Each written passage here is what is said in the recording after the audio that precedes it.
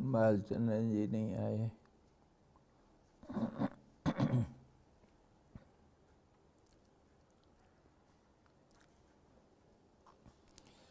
हरिः ओम्। श्री गणेशाय नमः।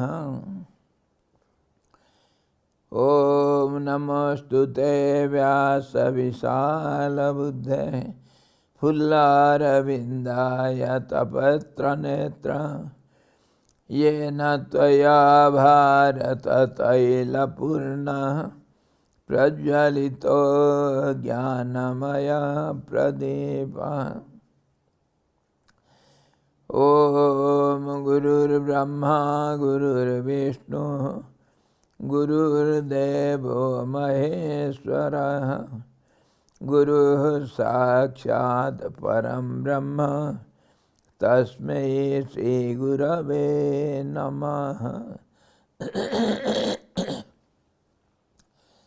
ध्यानमूलं गुरुर्मूर्तिः पूजामूलं गुरोर्पदम् मंत्रमूलं गुरोर्वाक्यं मोक्षमूलं गुरोः कृपा।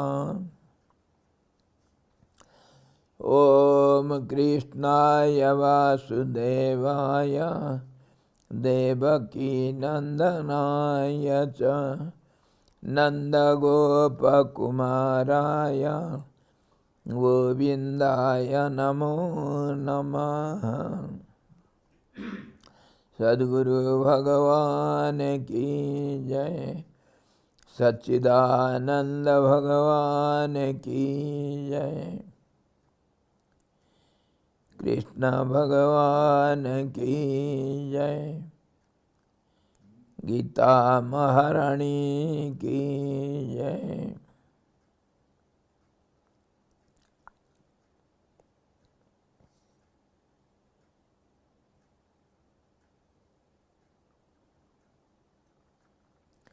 हरि ओम।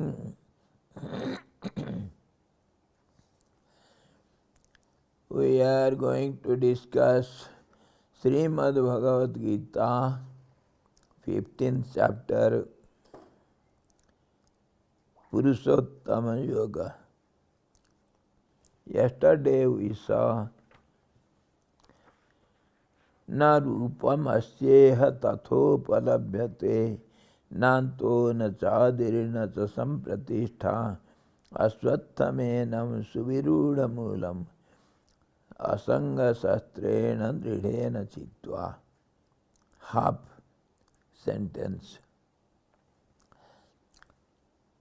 Just as we saw the tree of sansar whose roots are above and whose foliage is downward, again we saw it is described as the root is downward also and the branches are upward also, spread all over. Roots and branches are spread all over. And again he says, just as it is described in these slokas, it is not like that. Again, it is not like that.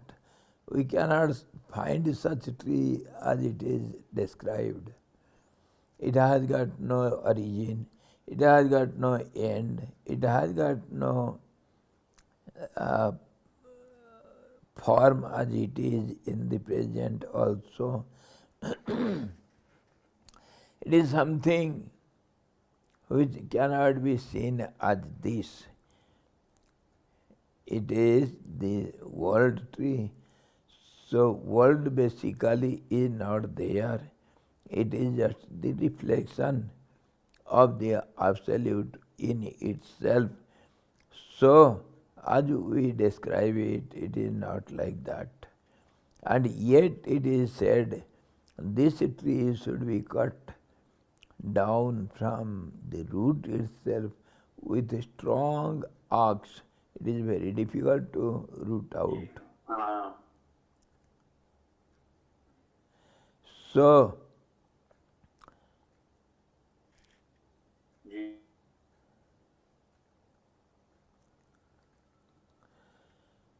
so Lord Krishna says again, this tree should be rooted out by it should be cut from the root itself by a strong axe, which is known as detachment or dispersion, asanga sastrena. And that we saw yesterday, the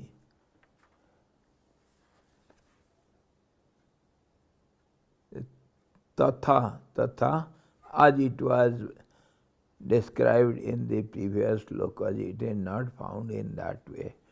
Sansara, this tree, which is self, which is people tree, it is described as people tree. It is deep rooted. You will have to struggle hard to uproot it by its seed or this self-reproducing deep root. If a little root is left out, again it will recreate the tree. So it should be rooted out from depth itself. And asanga, dispersion, detachment. And dridhena, by strong determination. One should be determined to cut this tree, to root it out. How it is possible? Only when you know the Absolute is the supreme truth, eternal bliss, then only you can renounce this world, or else it is not possible. And the desires for sensual pleasures is Sangha. So dispassion is antidote of it. Renunciation of the three kinds of the asanas, desires for children, wealth, and world. World means मेरा earphone आया था ना hospital से location.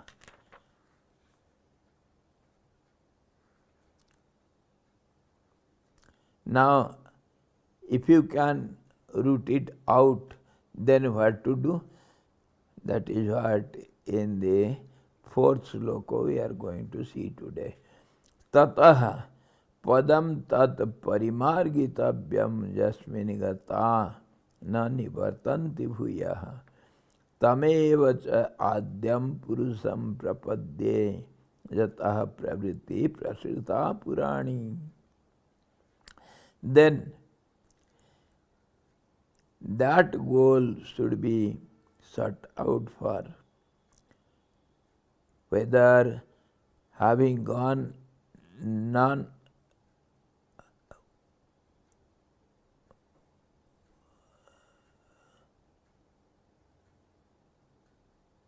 with her, having gone none returns again back. I seek refuge in that primeval Purusaha whence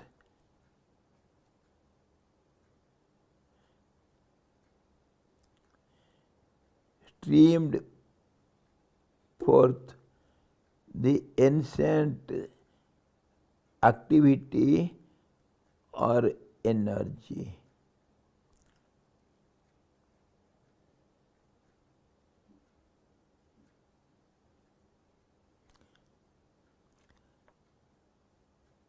ततः पदम तत्परिमार्गितव्यम. should be sought for. Jasmine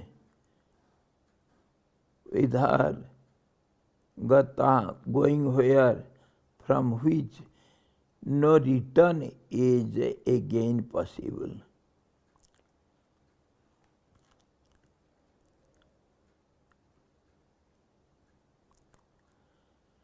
Tamev cha adyam purusham prapadye. That state is known as the absolute, the primeval Purusha, Adyam, which is ever there in the beginning itself. Prapadye, I seek refuge. In that way, one should surrender to that. Yataha pravritti prasrita purani. Prasrita, stretched out. Purani, ancient. Since where nobody knows from which this world appears to be. From that absolute which has no beginning, no end, from that this tree of world is stretched out whence nobody knows. And one should seek refuge in that absolute Purushottam. That's why it is called Purushottam Yoga. He is describing about the absolute truth, which is known as Purushottam, the Supreme Self, where from nobody comes again back to this world, the world which is stretched out from that truth, since where nobody knows. The truth has no beginning, no end.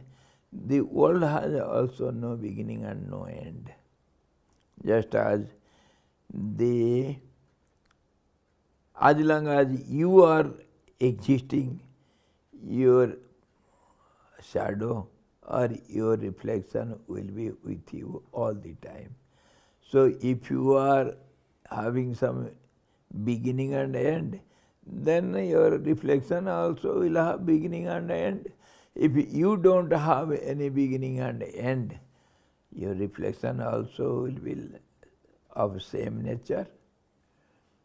So it is said the world is eternal and the truth is eternal also. And this world is to be understood as the reflection or the shadow of the Absolute.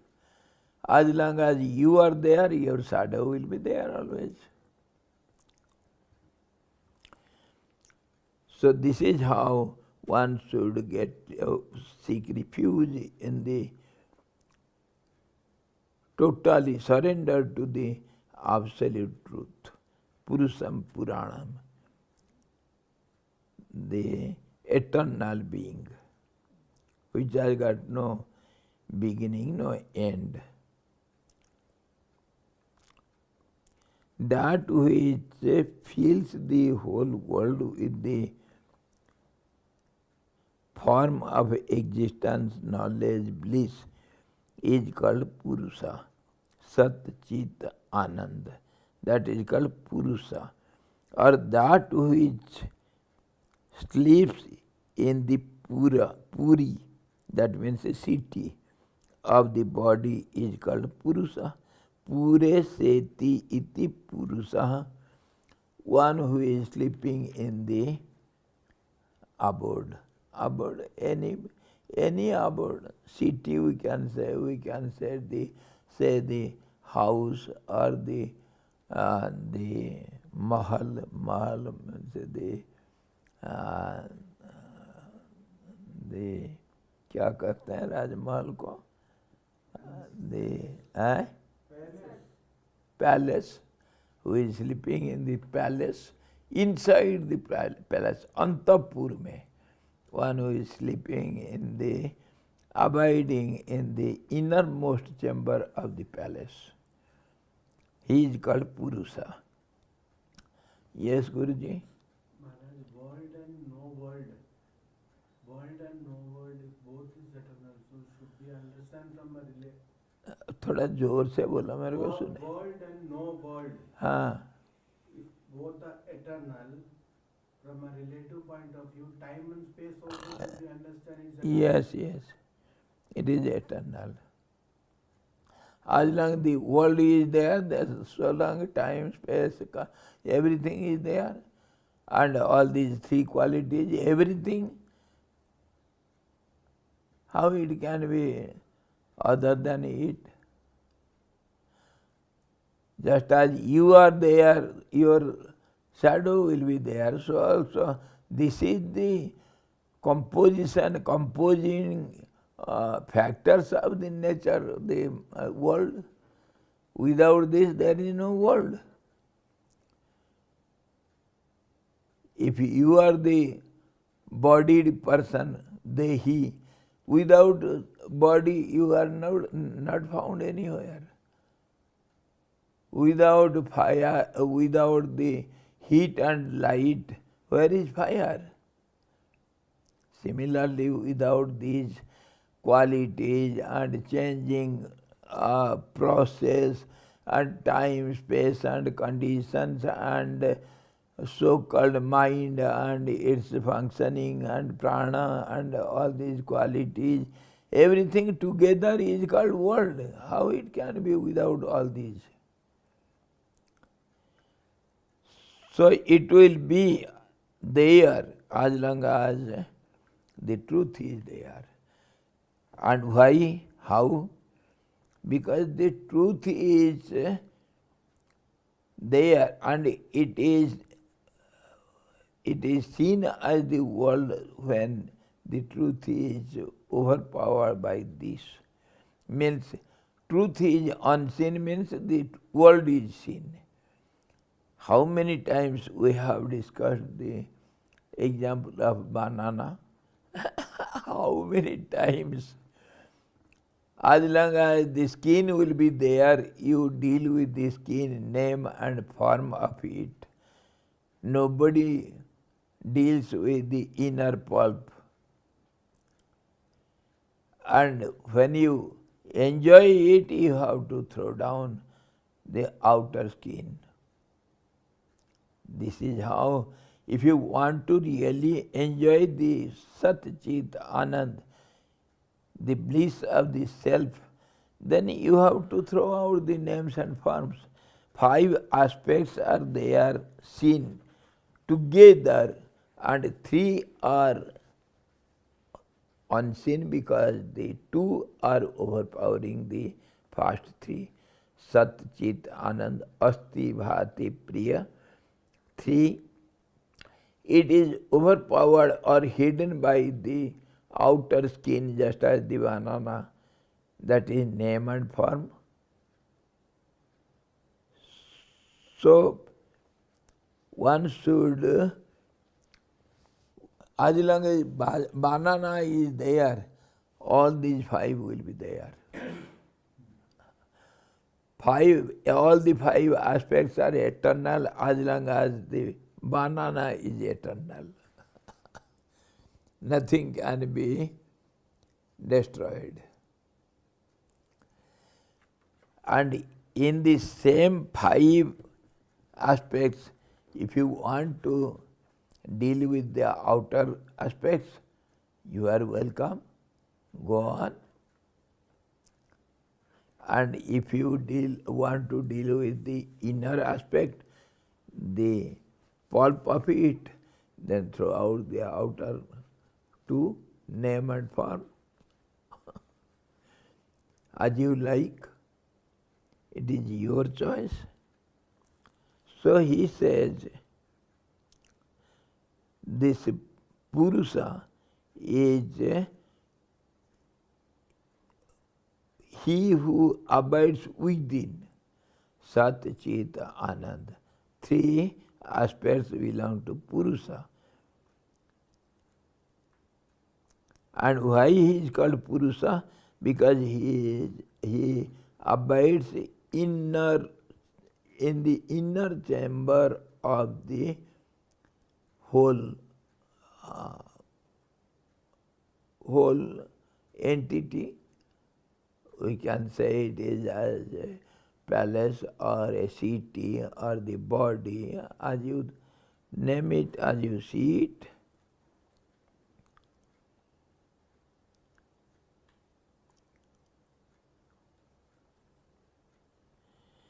Single-minded devotion, which consists of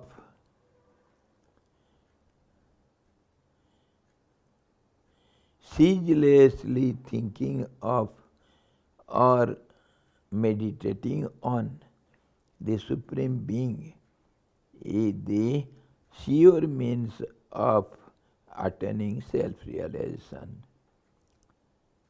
This is called strong dridhena chitva. We have discussed just before. It should be continuously, ceaselessly thought over. That means one should be always in it.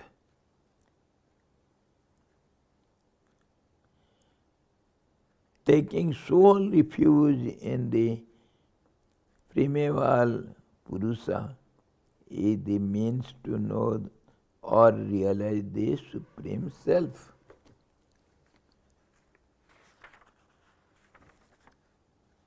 Supreme goal.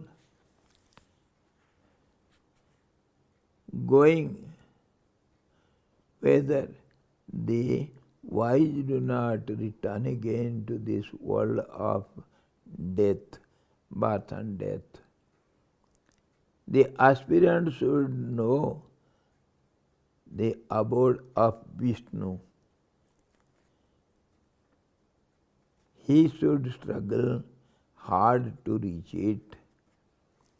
He should seek it by taking refuge in the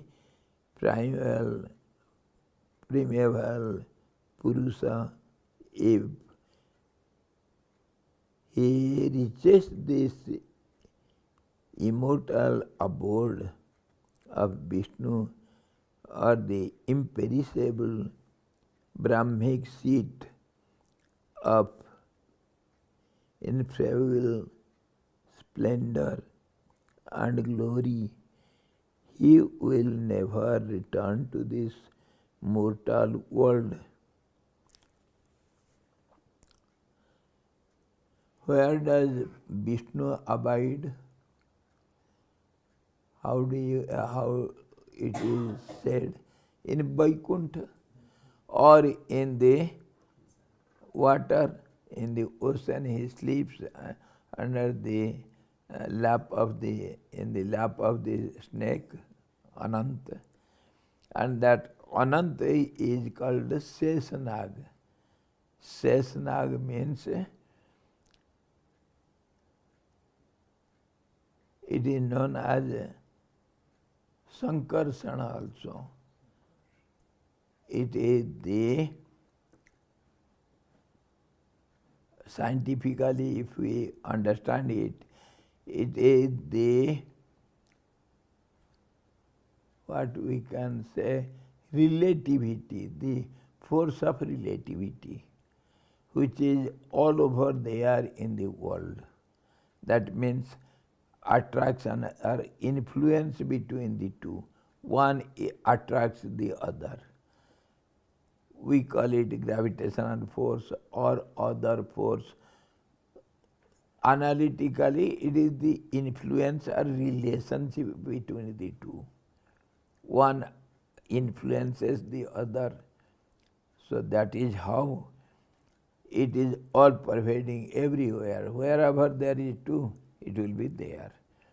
So in that principle only the absolute is hidden. Sleeping means it is resting there.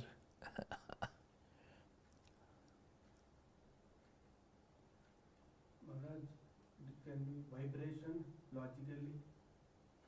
Call it as you like. By relationship, call it as you like. Between the two, one is having the relation between each other. So one is attracts other, one is influencing the other, one is influenced by the other. Call it as you like, whatever language you want to use. One should understand the principle. So Vishnu means all pervading.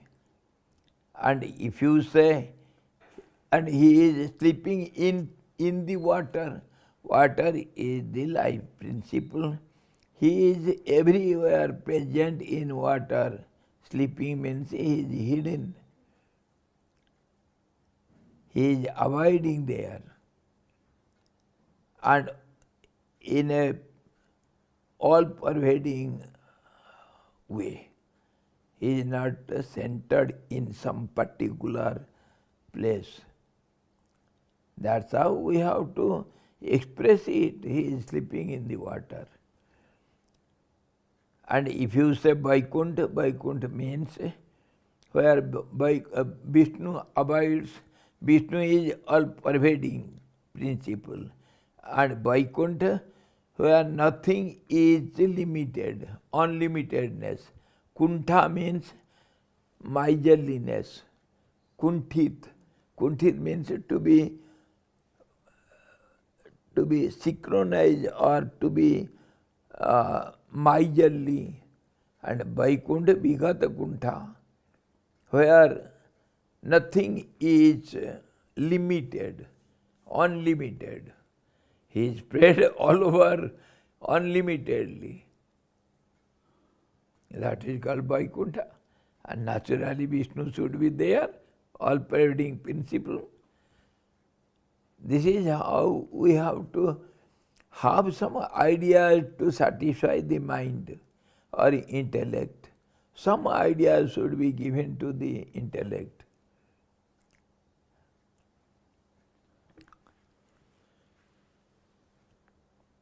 The aspirant should know the abode of Vishnu in this way. It is the imperishable Brahmic seat of ineffable splendor and glory. He will never return to this mortal world again. The primeval Purusha, or the pure supreme being, who is existence, knowledge, bliss absolute, is the goal or the supreme abode or the abode of Vishnu. Just as illusory objects like elephants, horses, etc., illusory objects like elephants, horses, etc., come forth through the jugglery of the magician. The magician can create anything. So also, this ancient energy, this Maya, or the original divine power, or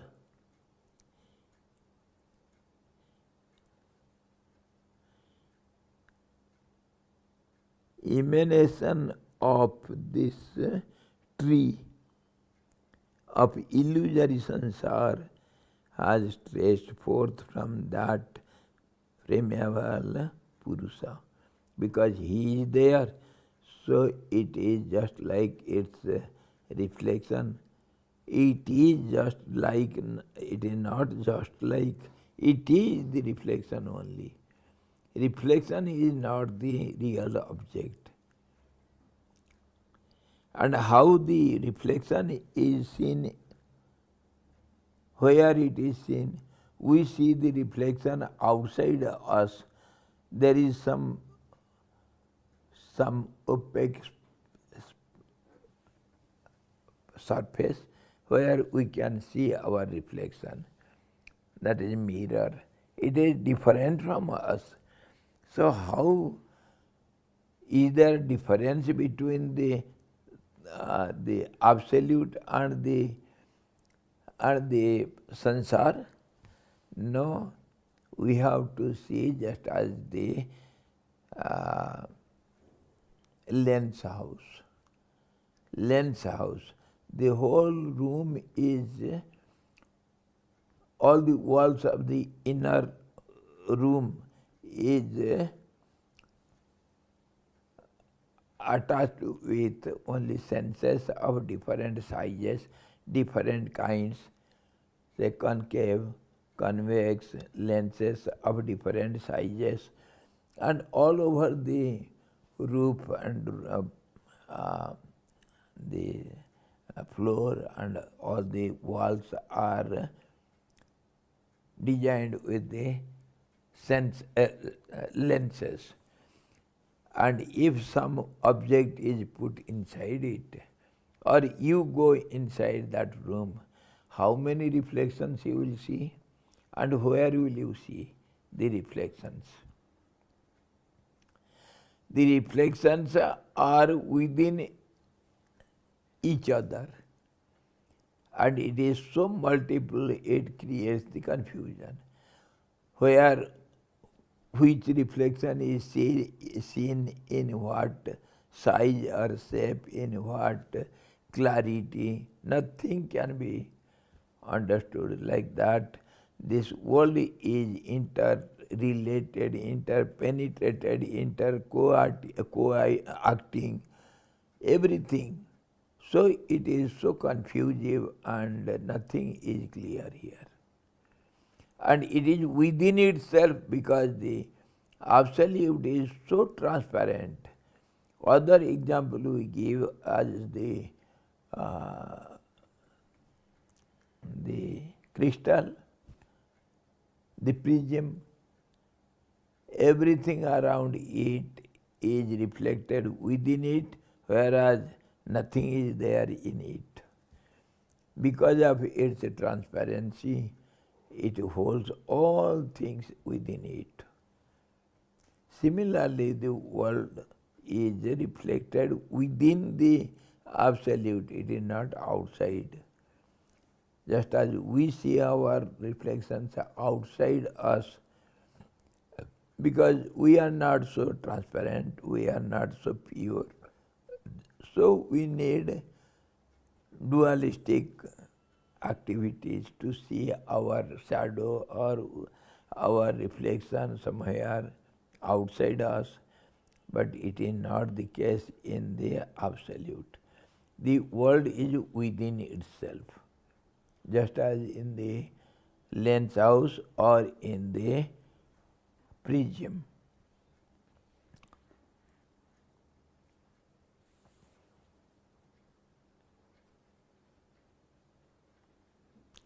As long as the truth is there, so long this world will be there. It is very hard to root out. So how it will be rooted out? That's how it is said, it is not tathopalabhyate. Na rupam asyeha tathopalabhyate. Nanto na chadirina sampratishta. It has got no beginning, no end.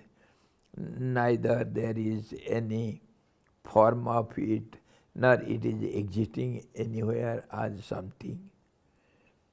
And yet it is so deep rooted, we have to root it out. All confusion, but when we understand its reality, there is no confusion. It is not at all there. And we are giving the example of the story of baseless story of the grandmother to its child only to persuade him and to make him sleep. Meaningless stories. So world story, eternal story, unending story is just like that. You know the unending story, shall I tell you? What sort of persons reach that goal eternal? Listen. Nirmana moha Gita, this we shall see tomorrow. Now see here the story of unending story. Never it can end.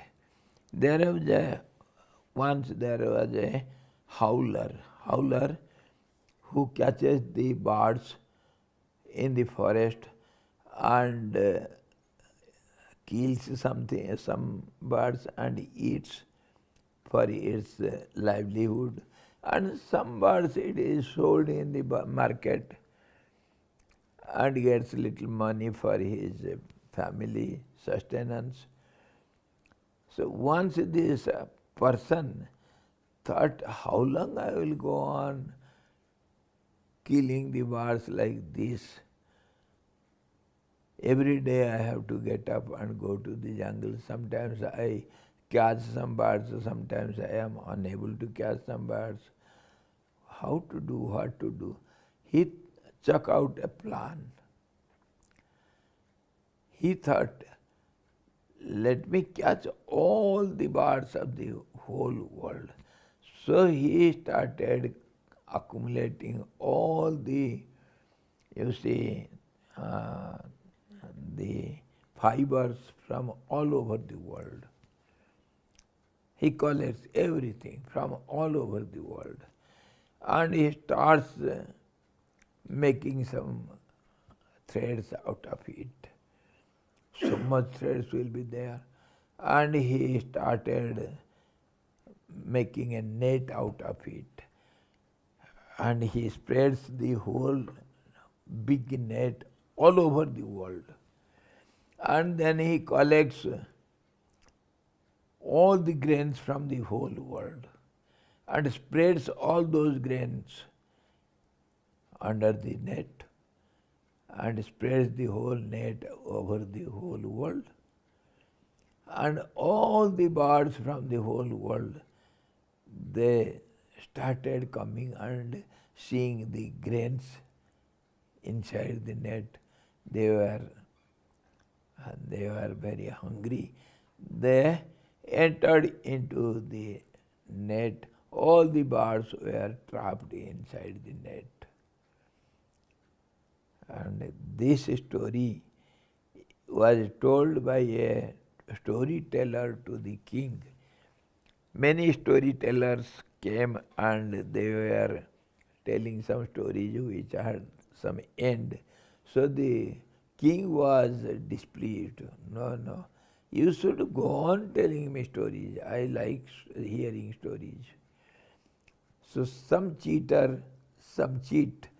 he came and he started this unending story. He told this story to the king, who was very much fond of hearing the story.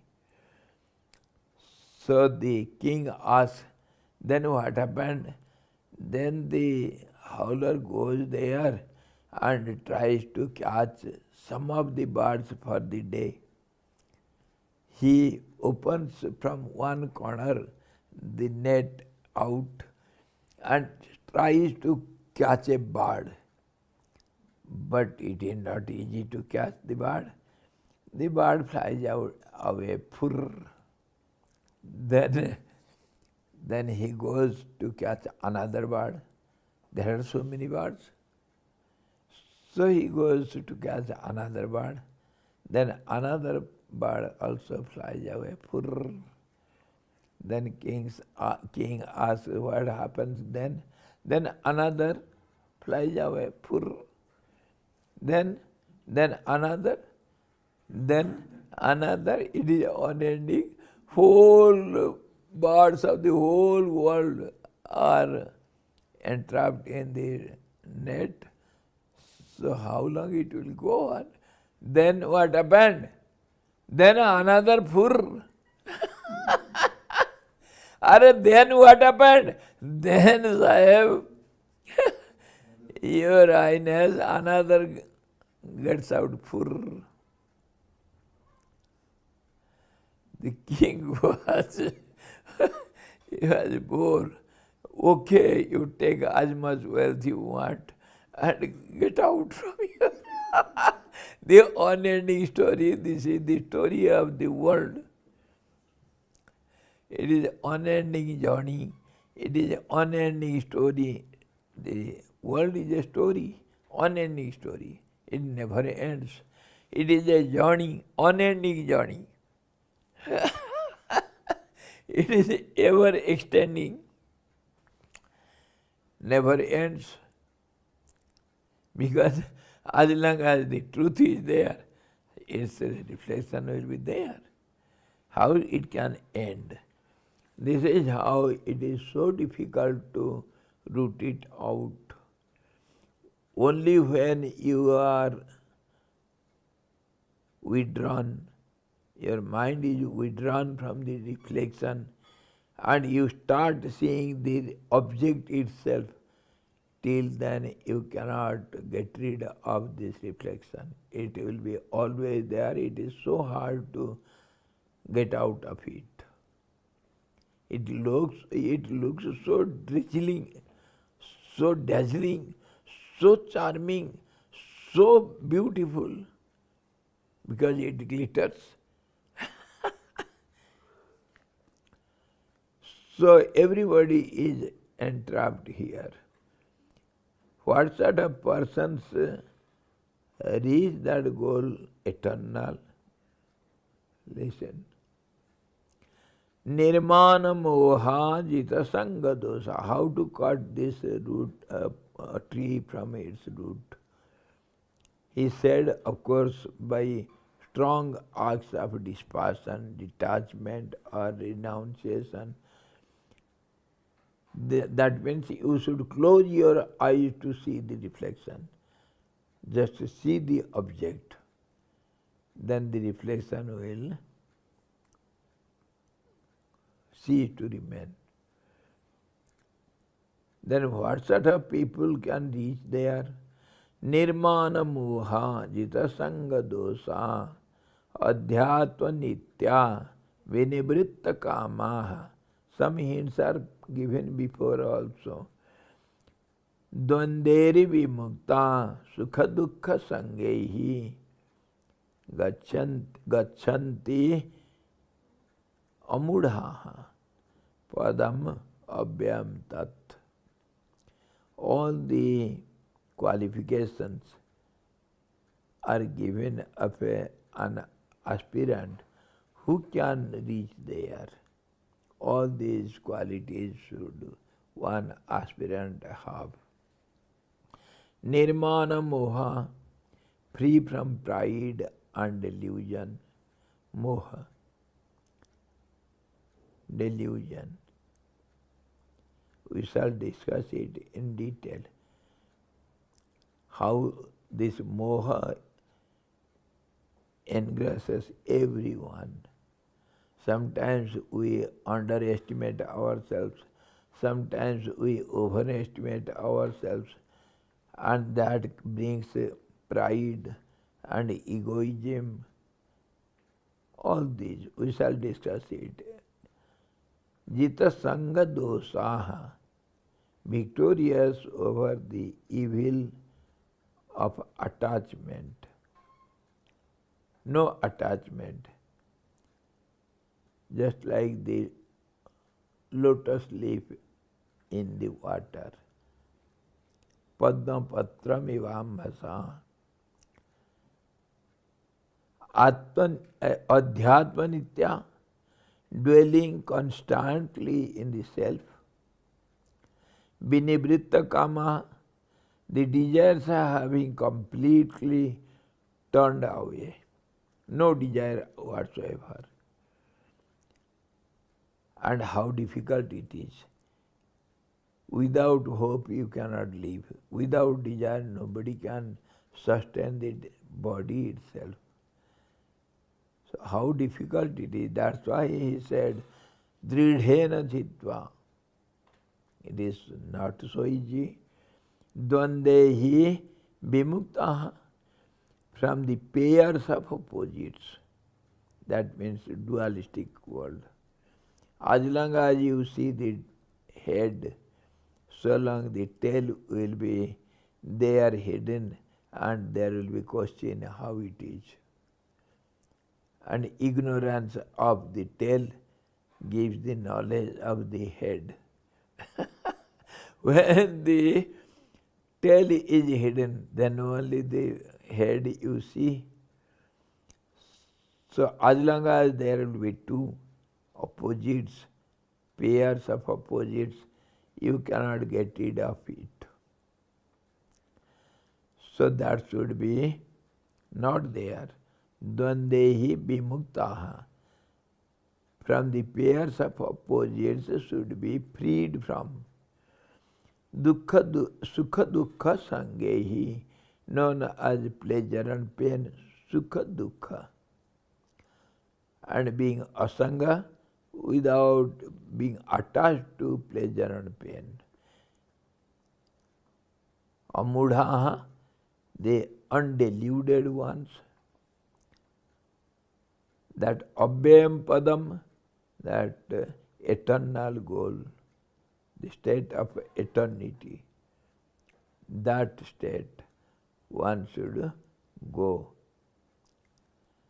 Free from pride and illusion, victorious over the evil or attachment, dwelling constantly in the self, their desires having completely turned away, freed from the pairs of opposites known as pleasure and pain, the undeluded reach the eternal goal.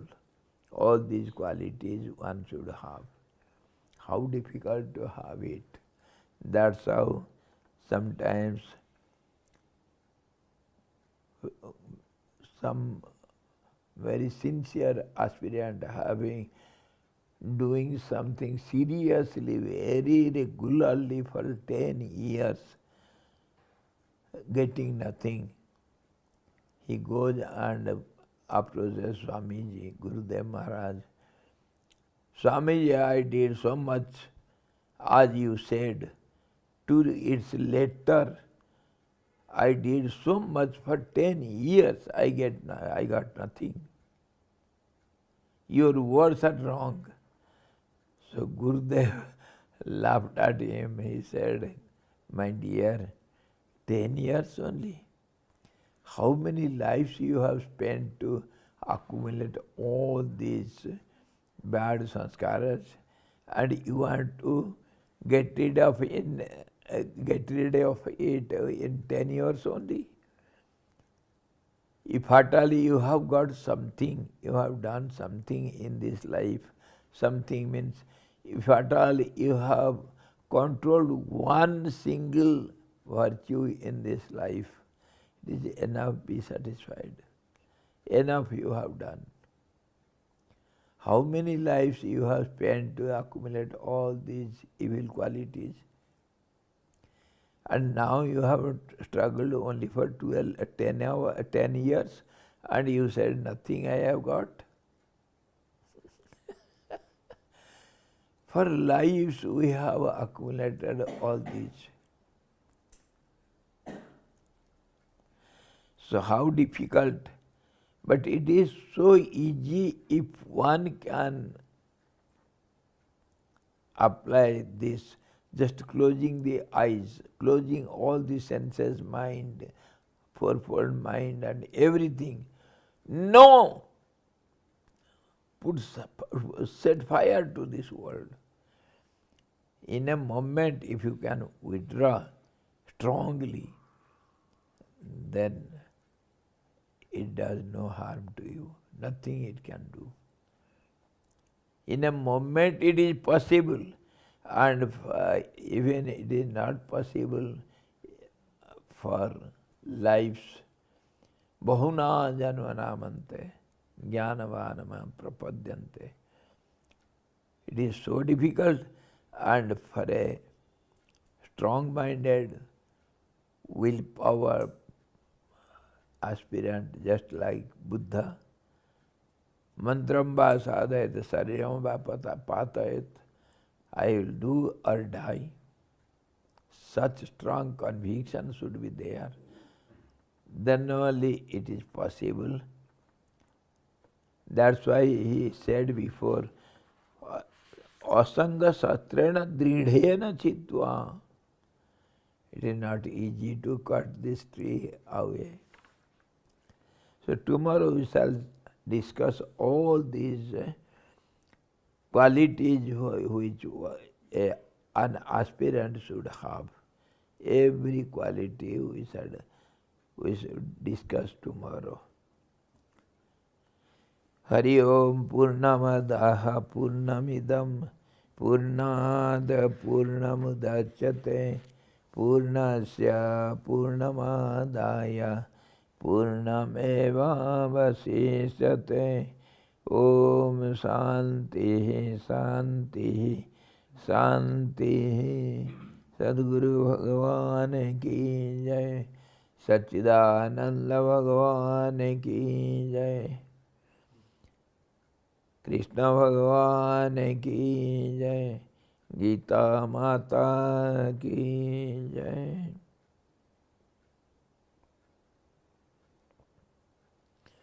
Hari Om.